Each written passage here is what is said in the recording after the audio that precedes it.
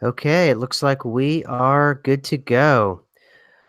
All right. So, for everybody, well, I would imagine everybody in the Mandela effect community most likely knows, obviously, the video from NECS. And I'm not going to describe the business. I'll let Mr. How do you say Anatra? Anatra. Anatra. Wonderful. Anatra. A lot of people will pronounce it Anatra. Um, I've been corrected by people from Italy. Make sure you pronounce it Anitra. It has a certain Anatra. way and flow to it. Wonderful, wonderful. I like it. Would you prefer me to call you Chris or Christopher? What are you comfortable with? You could call me Chris. That's fine. Perfect. All right, great. And you can just call me SMQ or Q, whatever whatever makes you comfortable. Okay. So, so I too, I am in the IT world. I do database programming and database administration. So when I saw your video, it gave me a lot of relief. It gave me a lot of solace. It helped out the community greatly. I've interviewed quite a few well, actually, I've interviewed some people who've interviewed quite a few clinicians. I myself have interviewed an internal medicine doctor as well as a pilot and a few other people who are in different professions. So I really appreciate you coming on the channel because we all take this very, very seriously, as I'm sure you did, because I saw your video and I saw how important and how powerful this is. So let me start the whole thing off with when you guys what and you've explained it before, but maybe just so we can get it out of the way. How did all this start for the company? Well, it started honestly first for myself, and then things started bleeding over into the company. So, and for me, when it started for myself, it started around the year 2013. But I had put things to the side because it just didn't make any sense to me. And then as time went on and more of these Mandela effects began to be more and more intense, especially names of products, as you saw in the video, when it came to things like avocados and apples and products that I knew existed that no longer exist, that everyone seems to remember. And then my customers, not just questioning those types of things, but also the actual data that they were getting was not quite the same as what their memory thought it should be. So all of these things started to snowball. So I got to the point where I felt that the time was right to put that video together in that format, so that both my clients could understand it and also to people that were also being affected by these things, that they would have one more thing to show them that they're not going crazy. These things are actually happening. Yeah. Yeah, absolutely. So, when you started to internally in the company, how did it start off? Or did you have people who had maybe Excel spreadsheets or people that had reports? Were they coming to you, or were vendors, or were customers? Like exactly when was the moment that you decided that okay, this is something I've got to break to people? I mean, could you walk us through that? Yeah, it's something where our clients were calling in, are continue to call in, feeling that like sometimes the numbers on reports, et cetera, weren't correct. And our technical support department would be, this guy's got a really bad memory. They're calling in again because he never sold that many cases of French fries to Joe's Diner down the road, and he's convinced that he has, and et cetera, et cetera. So at the beginning, we would just make it so that, oh, that's just one customer feeling that way. Oh, and that's another customer from another state feeling that way. And it's another customer that has a memory of this or that being a certain way. And then when that started compiling with other types of things, like I'll give you an example. Our customers are the customers that we have, food distributors, I'll call them very frugal. They're watching their pennies, they're watching their bottom line all the time. That's how they make their profit. And when these things start to affect them and they start doing things like we have these tools in our software where every time somebody makes a change in something like an inventory file record, we log who made the change and the date and the time so that we know exactly what happened. So if somebody that wasn't authorized or someone that did have the password rights to change a cost or change a description of an item, you would know who did that. So when things came up like the Haas avocados, I probably took about maybe 80 or 90 customers' databases that they allowed us. That sometimes we customers will share their data with us so that we can help them solve problems. So it took about 80 or 90 of those data sets. And I was noticing that a lot of people kept on changing like the description of avocados from HAAS to HAS, like correcting it back and forth. Like there would almost be things within the company where somebody would change it one week and then somebody else would change it back to the way they remember it the other week, thinking like, who's spelling the avocados wrong? So because we're able to capture that information, that was a big clue. And then the other thing that I didn't realize it was going to connect this way, but the other thing that, blew my mind, it shouldn't have, was that how when you would go back to the hard copy or the paper records, it would show it the way it is now. So case in point, I would give these product demonstrations we have like these sample invoices and sample data sets that we do like our product demonstrations with. And we had a sample invoice that usually when we go through the invoice creation process, show them how it looks and how they can make changes and modify columns and so forth. The last item was always HAAS avocados. And I'd always see that in my head and even say it like Haas avocados. Like I'd always see that all the time. So when I actually looked back at the hard copy invoices and demo data that I used to use, and that changed to HAS, I'm like, what? So, and then our customers, the same thing would happen with them. They would actually go back and look at the hard copy, whether it's the number or the description of the product, and see that it was that way. So when you navigate into, or how these time streams get spliced together or whatever the concept's going to be, like all the data comes along with it. So I was expecting, you can go back and show that it used to be this way. But no, the data set actually changes along with it. Interesting. Yeah. Incredibly interesting. So, how are the other employees? How have they been handling this and reacting to it? That's a really good question, because there are some employees. Well, first I'll go back a step. My office, every Monday we have a staff meeting, and it's our Monday afternoon meetings. At the end, it's over the last year, it's become what we call Mandela Mondays. So what I'll do is I'll mention the last 2 or 3 Mandela effects just to see how many people resonate with them. And it's really interesting because sometimes like my office is like perfectly divided. Like 50% will remember it the way it is now, and the other 50% are like, you people are crazy over there. So it's always something that's it became like a very interesting part of our Monday staff meetings for sure. But some people were really getting bothered by it. Like it was upsetting them. And other people were just totally fascinated. One of the guys that does IT for us, he was telling me that now him and his family, and they've got this really close, nice Italian family, they just talk about Mandela effects all the time. So I was able to inspire that. And there's a group of people that are really inspired by it. And then there's another group, a smaller group, that's really concerned about it.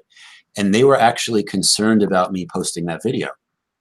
And, obviously, I'm the captain of the ship here, so made the decision to post it. But there were a few that were concerned that thought it would look bad for the company by doing that.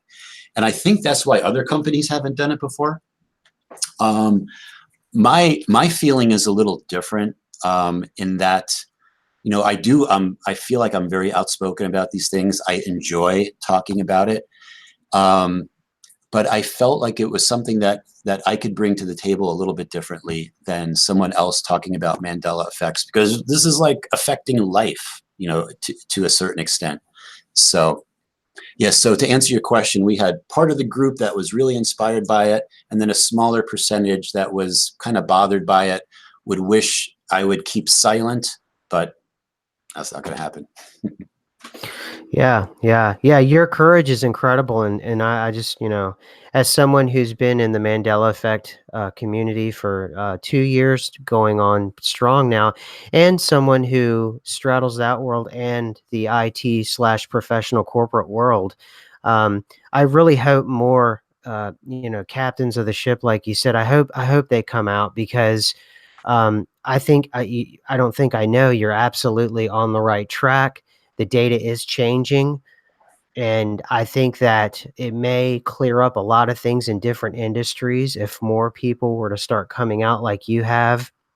Now we've had a doctor, we've had clinicians, and and now finally we're also starting to get, now we have food industry, we've gotten different sectors of the economy now, and I think the more the ball starts rolling like this, particularly with higher end kind of executive level, C-level kind of people like yourself, I think that will help out quite a bit and make people more comfortable with their professional Mandela effect stories. So really, I can't thank you enough. And on behalf of everybody with this channel, and it's quite a few people who are very serious professional people, I can't thank you enough for doing this and being one of the first, executive level, person to come out and really help out the community. This is very important here. And so, okay, now let me ask you, since you've done this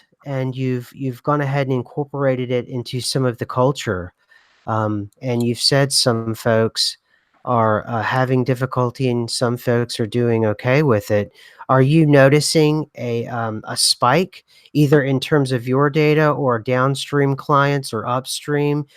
And also coupled with that, it's kind of a complicated question. Are they also coming to you? And you don't have to bring out any vendor names or any customer names. Are they coming to you as well and saying, either officially or unofficially, going, "Yeah, this is real and it's happening on our side as well." Yeah, it's funny. In a couple of weeks, we're doing a 3-day training event on a new product that we have. And I already have one company that's coming down. They're bringing a few of their people down. But one of the main reasons they're coming down is they also want to talk to me about how they've been affected by the Mandela effect. And now that they saw the video that I put out, now they feel more comfortable in expressing to me whatever they wanted to express. So I'll be discovering what that is in a couple of weeks. But it's been, I haven't gotten a lot of feedback from clients, besides some have been confused, like they don't understand it. And I would expect that, because quantum physics and the nature of reality is not something that's on their radar every day. It's more like, how much more are we going to sell this case of mozzarella for? They have Mhm. a completely different type of mindset, but they still are affected by it. And sometimes too, it's the most interesting things, because at my company here, probably my biggest critic, he's one of my lead programmers. He's always trying to find excuses for, this Mandela effect, like what's the rational explanation? But there's one Mandela effect, this is a crazy one, that he just can't get over. And it has to do with Richard Simmons, the exercise guy. Like, Oh yeah. Richard Simmons never wears a headband in this reality. And so I don't know why this happened to him, but he's like, I just can't get hit. Everything else he can discount and he can figure out ways to explain it away. But he's like, with Richard Simmons, he's like, I have no explanation for that, because I know he wore a headband all the time. So you never know what's going to appeal to someone. That's what I'm finding too. You can give this really great evidence about this and this and this, and then something obscure will really resonate with them. Yeah, if there's one thing I've noticed about the Mandela effect, and I learned this early on, I stopped proselytizing. I let people find it on their own and come to me, or they come to the community themselves. But what you're discovering yourself is it will be one piece of data or one thing from someone's past that will trip them up, and they just cannot get over it. And I remember Richard Simmons having the headbands on, and I totally remember that. And for me, the one big pop culture thing that I cannot get over, and I obsess over it, was Ed McMahon and those checks, Publishers Clearinghouse. And what really gets me, and why I even double down on it, is because now in this reality, in this version of reality, he actually has a commercial for the competitor that I didn't even know existed at the time in my old reality. So Right. I absolutely understand where your programmer is coming from. Right. Um, mhm, And then also too, like, so I posted that video. It's gotten a lot of views and a lot of, a lot of comments. And it's funny, like some of the comments, I'm not even sure people are thinking about it, but they'll say like Macintosh apples. It's, spelled without MAC, but you pronounce it that way. And I'm thinking to myself, what do you call that place that sells the cheeseburgers and French fries with the golden arches? Is that mhm, McDonald's or is that McDonald? I mean, so sometimes people are like, they find information on the internet and try to be like, well, that's, that's just how you pronounce it. It's the A is there, but you pronounce it like it's, or the A is not there, but you pronounce. So, and for me too, the big thing was how it was spelled. Like when I would go to the store and I would see it spelled, it was never Macintosh apples or McIntosh apples. It was always Macintosh, mhm. MAC. So sometimes people try to justify things, and it's just like it doesn't add up. But what I think is going to be happening is that there's going to be more and more and more of these Mandela effect things, even personal Mandela effect things. I was a couple of weeks ago, I was driving into work, the same route I take every day. I know it really well. I know every house, etc. And all of a sudden, there's on the side of one of the houses this big clock sundial thing.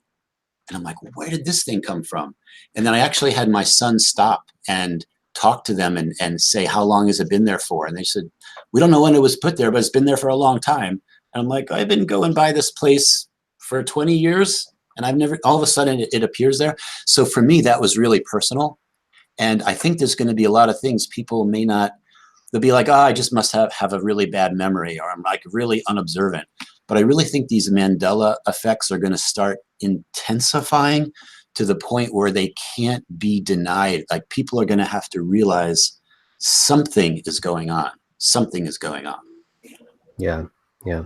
I totally agree with you, and just the fact that we're having this conversation is, probably a good indication that that's the case, because my channel immediately started to pivot right away from, more pop culture references to like more things with substance, like you were talking about, people's physical realities, data, things like that. And the reason why I too feel the same way that you feel is that I noticed there was almost like what I call a beta test, because if you're in IT, you understand beta testing. And I almost noticed there was this early first batch, and it was, Bernstein Bears. It's the 101 things that people get into. And that lasted for a good, I don't know, maybe 6 months to a year. And then right after that, I would say the beta test was successful, assuming that this is by design. But it just seems that way. I'm just going from an IT perspective. The beta test was successful and the code was changed, and they knew they could change the code. And then suddenly, right after that, we started seeing more and more changes that were in different categories. We call them mandanimals now, different kinds of species, and Yeah. right.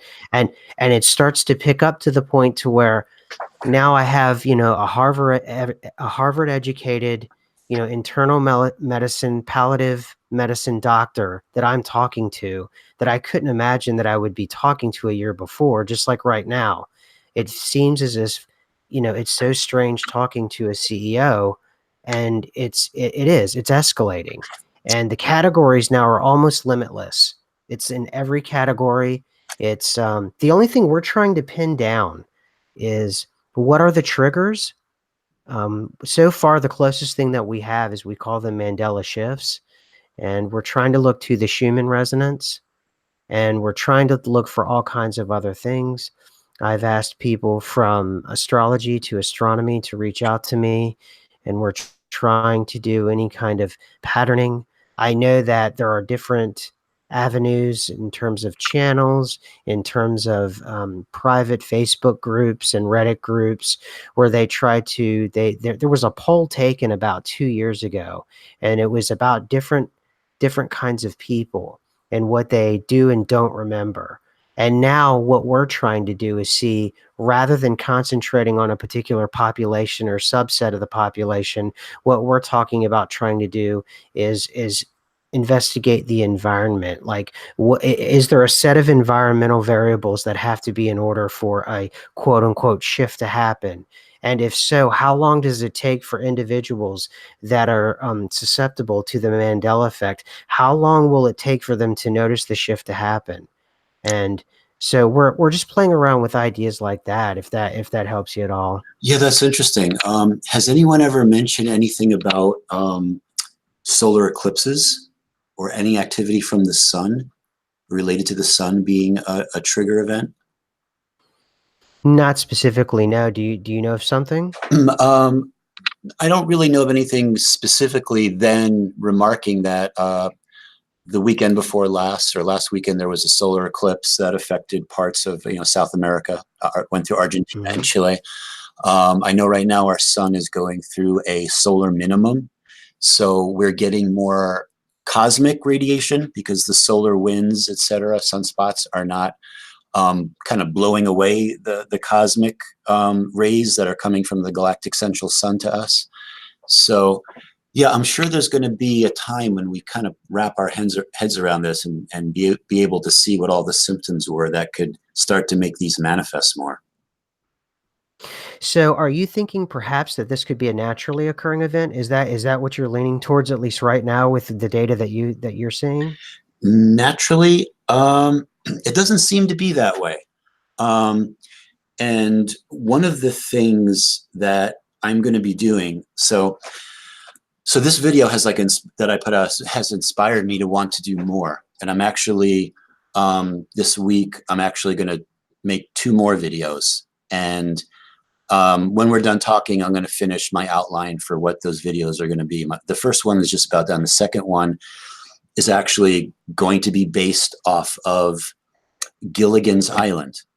And I had Mhm. mentioned this to Scott the other day. By the way, Scott and Ruth Ann, like I'm really like I had no idea there was so much like that you existed and they existed, and they turned me on to other people's channels. It's just like really amazing. It's really really cool. I was telling them that when you look at a Mandela effect, is it random or is it not necessarily random? Mhm. So for some of the big ones, I believe they were inserted on purpose. Now, some I don't want to talk about because they've got a lot of charge and polarity about them, such as you talk about like why in this reality does Hitler all of a sudden have blue eyes instead of brown eyes? Um, that's Mhm. for another subject that I don't care to cover right now. I'm more into like the fun ones like Gilligan's Island. So you take the big ones with Gilligan's Island. So Gilligan now he always used to wear a white hat. Now his hat is tan and Mhm. his eyes are green, which is kind of freaky to me because I remember him. I watched all these episodes. He always had brown eyes. I mean, without a doubt. And what I did is I bought the first and second season of Gilligan's Island. The first season's in black and white, and the second one and all the rest are in color. So when I started watching the second season, and there's a reason why, I noticed that Marianne has green eyes now. I thought she was wearing like green contact lenses, and I'm like, why would she wear green contact lenses? And then Mrs. Howell has green eyes, and the professor has green eyes, and the skipper always had like bluish green eyes. So his eyes are kind of are pretty similar to what I remember. Basically, the only one that doesn't have green eyes is the millionaire. So what is the reason for that? And then when you watch the first season opening, when the SS Minnow is leaving the port, I don't want to give too, well, there's a lot more I can say in the video, but when the SS Minnow is leaving, all the flags are at half mast because the day before JFK was assassinated. So The Gilligan's Island has a tie-in to the JFK assassination, which is another big Mandela effect for a lot of people. It was a big awakening moment for myself. So wow, one Mandela effect Mhm. is connected to another Mandela effect. Why did everyone's eye that just about everyone's eye color changed? And then I have a housemate that lives with me. His name is Sean, and I'm gonna have him do this show with me. But he can read into. He's psychic, and he has like a following of people. He's got his own little YouTube channel, and he can. And basically, psychics are basically people that are just tied into the quantum world. You can look at it all these different ways, but they have abilities that put them into the quantum, and he can actually go through and read, and he was able to bring up all this information. Like, for example, he does his routine where he like starts looking at records and moving things back and forth, and he said this Mandela effect was it had Earth Mother's approval, and time travelers were involved, and this and that, and this is the reason why they have green eyes, and now all the episodes are now encoded with wisdom from the tarot, and Gilligan is the fool, and every episode has important information that we all can learn from. And so it's going on and on and on. So, and then he outlines the 5 steps. So when there's a Mandela effect, you look at, here's the first question to ask, and then here's the second question to ask. And then it leads up to like the big question, what he calls the golden nugget at the top of the pyramid, like what's the real benefit of this particular Mandela effect? So, and there's so many like good channels that are like bringing things up like, oh, this is new and this is new. So I thought it'd be interesting to bring it to like another level where you can sometimes read into that a specific effect and see what the purpose was. So I want to do more with that because I don't want to do just like Mandela effects, but I want to go to another level. Mhm. And then, so we're talking about like a holographic universe, right? Mhm. So you understand that, like that's a concept that you're in tune with, right? Yeah, yeah. Okay. Yes. Yeah, absolutely. And I can give you some literature on that after this. Okay. So here's the thing. Once you come to this realization, because right now we're in the mode of like, we got to prove it to everyone. Okay. Once like it becomes, or we know it for ourselves, what do you do next? Like, what's the next move? And what I'm finding is that just because we're discovering it now doesn't mean it hasn't always been there. And there's a lot going on in the quantum world. There's a lot of drama. There's all these things that are happening, but there's also a way to do business. There's also a way that you can be prosperous if you understand how to use these different things. And that's something else in the future. I'm into quantum computers and understanding how they work, and I want to build a team of programmers, and all we just do is quantum computer work, because I know, for example, that there is some kind of killer application, okay, that's just waiting to be developed for quantum computers. I know it. There has to be. Just like when the Apple II computer came out, it was selling great in schools and hobbyists were buying it. But as soon as VisiCalc came out, for example, boy, that just showed that you could use an Apple computer for your business. And then that catapulted Apple Computer to where they are today. And I really believe, VisiCalc was like the really big start of that. And then then Lotus 123, and then now we have Microsoft Excel, et cetera. But my point is, I think there's something really special, many special things we can do with quantum computers and how they can exhibit the multiple states and how they extract information from the algorithms that you give them.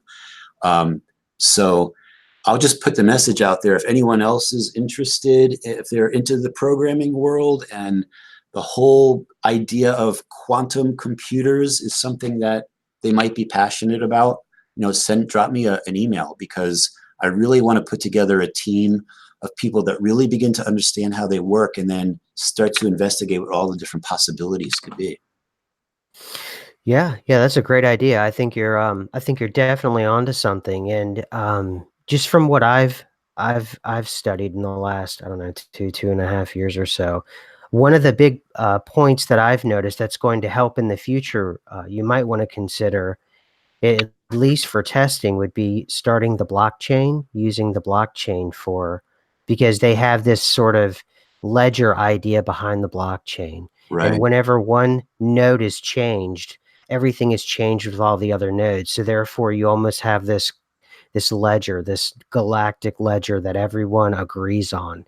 And I believe that, you know, the purpose of the blockchain, see, time isn't linear. Time doesn't go, there is the no past, present, or future. And we have a host of, of papers and archives and things that we can give to you that will help you out. And one of the main documents that we use and we harp on all the time is a CIA.gov document. It's a FOIA request called the Gateway Process. And what that talks about, right? That what that talks about is the multi-dimensional aspects and the dimensional aspects of reality, and reality shifting, and they call it patterning and all kinds of other things. And on my last video, the one just before this, we have the link to the document in the description, and that would probably help you out quite a bit. Yeah, you know what I did is I actually heard about that and I downloaded it and I started reading it. I'm probably Good. 10 pages into it. And yeah, first of all, I went to the Monroe Institute actually, and this is like a year and a half ago. It's called their Gateway Introduction Program. It was like, Hmm. I don't know, 4 or 5 days. So when I started reading it, I'm like, oh, I think I might know something about at least the intro to the Gateway program.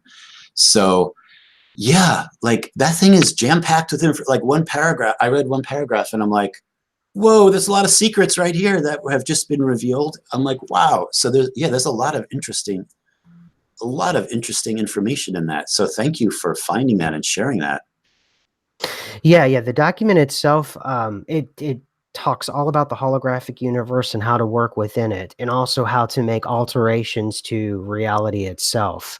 And actually from our channel, it was Buster on our crew. But I think the earliest channel was Chris Geo and his wife, and the Geos. They run Truth Frequency Radio, and they run a channel called Beyond the Veil. If you're interested in getting a hold of them, because they're into next level kind of quantum stuff as well, and Beyond the veil. Okay. mhm, mhm. They're awesome. And Okay. I do an hour on their radio. Uh, I on Truth Frequency Radio, I do an hour a week for them, and they're really great people. So they're a good resource. But that's great. You've gone to Monroe, so you understand sort of what it's all about. Now, the document itself is over 30 years old, so you can only imagine where they've taken it. And I think we're starting to see kind of the fruits of where they're taking this thing, because I think it's kind of connected. Yeah. Yeah. Definitely. Definitely. Yeah, I had some interesting experiences too when I was at the Monroe Institute.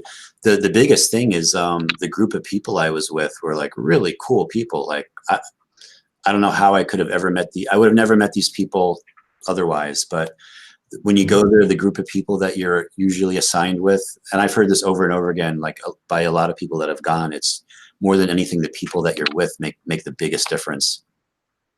Yeah, Yeah, good yeah, friendships are made there. Yeah. yeah. I gotta go. I really have to go. So from here on out, this sounds like you've got a really kind of a great plan, from here forward, especially with trying to find patterns and things like that. If you start finding patterns, what do you think? What's your next kind of? Let's say you get to the point where you're able to execute this plan. The plan starts bearing fruit. What's your idea? What's next for you once you get beyond that? I think you're going to make it to that stage, and I think you're going to be incredibly successful. What would be next after that stage? What do you envision? Well, you know what I think is one of the things that's going to happen. Let me see how I can say this in a way that is kind of mysterious because I don't want to give away too much. But as we become more aware of these other timelines that we're existing in, because right now it's not just you and I, but there are other timelines where we've made other decisions, and we could have done something where we became wildly successful. So like in this timeline, I spent all my time creating this software for food distribution when I was in my early 20s. So, but let's say there are other timelines where I had made other decisions, so to speak.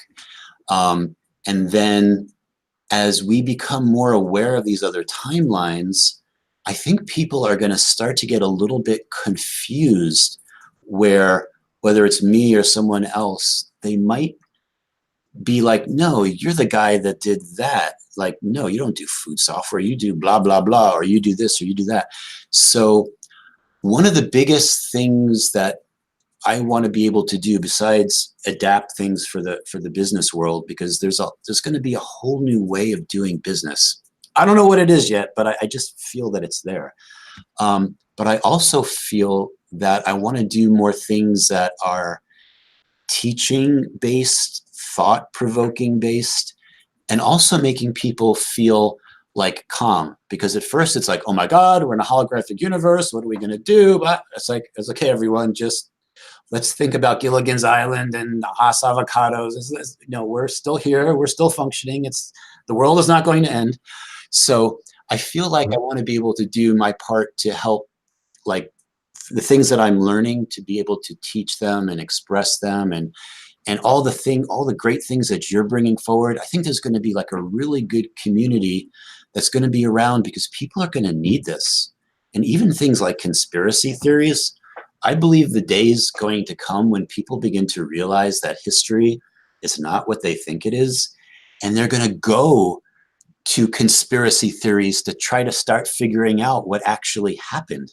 Like, is that really a conspiracy theory, or is that true history?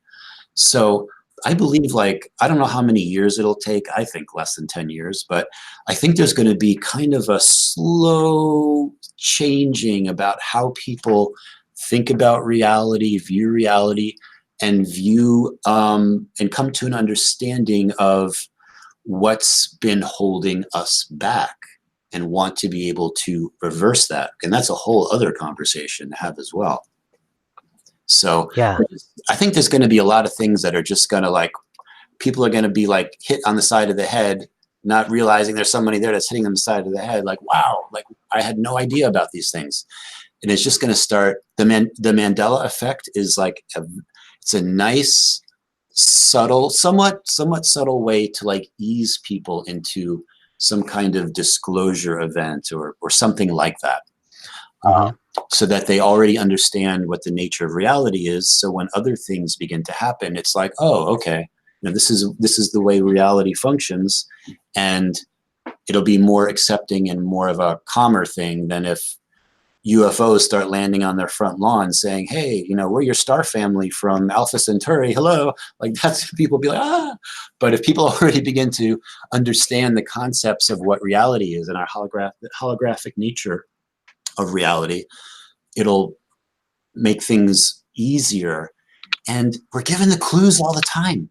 Like, for example, like we're taught in high school about the atom. The atom is like empty space, right? It's 99.12996% empty space, basically empty space. So you can take all 7.2 billion humans on the planet right now, remove all their atoms, and they'll fit into a sugar cube with like room for another 3 billion people in there. So like, what does that mean? Like how could that be? So even from the time we're teenagers, we're exposed to that information, but we don't really get it, because everything is the way reality rules work. Everything is so real, right? So when people really start filtering down, understanding the information they're given, understanding like what happens like when you dream and your body goes into sleep paralysis and you go unconscious, is it just because you have like a really good imagination that you start imagining these different things happening, or is something else happening with your consciousness? So like we're given all these clues all the time, but we're always discounting them. And I think the time is going to come when people are going to be like, duh, like this is the way it is. So Yeah. I think, well, like I was saying, I think one of the cool things that perhaps, you know, you could do and you have the ability to do is when you start going in this direction, you could take a relational database like you got, you know, I don't know if you work in relational databases, but as, you know, the avocado names start to change, what you could do is you have your relational database and then you have your blockchain. And the blockchain, like I was saying, it would be interesting to see if a Mandela effect happens to a particular piece of data and it changes in a lookup table or something like that in a relational database or a data mart, and then that would totally be exposed inside the Mandela effect, but the blockchain, it would actually cascade through, and then you would have a control group to look at. So I just thought I'd throw that out for you. yeah, I mean, that's fascinating. One of the things that I think was that I think what would happen is the blockchain would change. Yeah, yeah, no, it would. Yeah, you got it. It absolutely would. But like what's happening with you and what happens with the Mandela effect when you have a relational model, it's not changing and it's messing things up and downstream. So the reports are reflecting that. So you'd be able to look at and prove a Mandela effect and say, okay, the blockchain made the change, but my relational model, it's not reflecting it.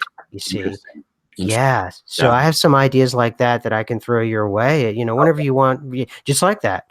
Okay. Just different ideas, you know, and it so that's great. I'm so pleased that you know, somebody like you is really getting into this, and there's just a lot of different things that can be done to test and to kind of quantify this thing. And another thing too, don't ever be dissuaded by people who tell you, well, it's just people who are misremembering, because the biggest argument in the last 2 years that I've had to you know, I've had a lot of time to think about that, and the biggest thing that I've come to this conclusion is this: they always talk about the group and they never talk about the individual, and the reason why is they can't explain why the individual, and then that's your key, because when I realized that, and it really hit me about Ed McMahon was, and it sounds so silly because it's, you know, it's Ed McMahon, but every single one of us on our own would have had to have come up with this incorrectly and assume it to be so and hold it in our memories for what, 2, 3 decades later.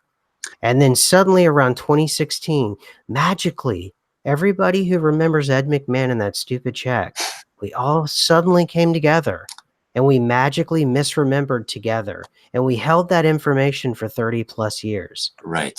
Now that, right. Now, what sounds more ridiculous, that we all did that, or that the quantum physics of nowadays is just inadequate to explain a naturally occurring event, or something on the quantum level that they're playing with right now, and there's ramifications that they don't understand yet. I think that is actually more feasible than everybody misremembering on an individual level. Then 30 years later, we all come together and we were all wrong. Right. That's a really good point. And that's like one of the same things that happened when it came to like products that everyone seems to remember that never existed, like Stouffer's stovetop stuffing. Mm-hmm. So many people remember that product that never existed. Yeah, how did that happen? Yeah, exactly. That one messed me up because I forgot all about that. My mom used to use that for Thanksgiving, Stover's stovetop stuffing. That absolutely was a regular. That one still shook me. That's a new one that you found for me. I didn't know until I watched your video about that one. And that was a regular in my family for a long, long, long time. So yeah, this is Yeah, powerful stuff. yeah, and then I began to realize the way it worked too with the JFK assassination, because when I first saw the video and I saw there were now all these extra people, the governor of Texas for me was new, and his wife, in the car, and the car was different, and the angle, and just Mhm. everything was different. So I go to my father and I'm like, Dad, this is Mandela effect about the JFK assassination. He's like, what is it? And I'm like, the governor of Texas is in the car and his wife is in the car. And my father's like, of course, Governor McConnell is in the car. And of course he gets shot in the leg. Like, don't you remember the magic bullet? And I'm like, what are you talking about? The magic bullet? like I was big into the whole Warren Report and the Zapruder film, and then and what I said, do you know about this cop Tibbet, I think is his name is, that was the JFK lookalike that Oswald shot in the chest? And he's like, of course that. I'm like, Dad, no, that never happened. So he was like, so we were at two different polar opposites of realities. And then I mentioned, I was kind of like feeling deflated after I told him that. And then I'm like, oh yeah, there's a couple of things that happened in the Bible too. And I know my father, he used to teach the Bible, so he was really into the Bible. And I told him the one about it went from the lion lays down with the lamb to the wolf. Mm-hmm. And then in Matthew 18, where Jesus always said, where two or more are gathered in my name. Now it says where two or three are gathered in my name. So I told him those things, and he's like, that's just a version, whatever version of the Bible you're reading, that's just one version. I'm like, Dad, no, every version it's changed. So he goes, and he's got like 7 versions of the Bible. I think one is he got from the hotel, the Gideon Bible. Anyway, he brings them all out, opens the first one, it's wolf. He's like, oh, I never saw that. And the second one, wolf, wolf, wolf. Gideon Bible, wolf. And the same thing with Matthew 18, about 2 or 3 are gathered in my name. And he's like, I don't know what to say to this. Like he was totally, so that got him. The JFK, no, and that's fine. Like that's good, because his consciousness navigated to this timeline. That's what he was exposed to. So it's really helped me when I put these things together to know that there's actually not a wrong answer. It's what you actually remember. So, yeah, that's wonderful. Yeah, that's wonderful stuff. So, all right, I would enjoy doing this again. I try to keep everything down to an hour, and the reason why I do that is after 2 years or so, I noticed whenever people have 3 and 4 hour interviews, people tend to kind of wander away and stuff. So, and I want them to always come back wanting more. right. You are always invited on this station anytime. You just let me know if you've got any kind of breakthrough or anything that you want to get out to my audience. You are welcome here. Thank you. And yes, and no, thank you. And I truly appreciate your time, and I know the this community that I represent and everyone that's a part of this, we thank you. So, Chris, if you want to make future plans, just drop me a line anytime. I'm going to turn this off live, and then you and I can talk afterwards. Okay, awesome. All right, one sec.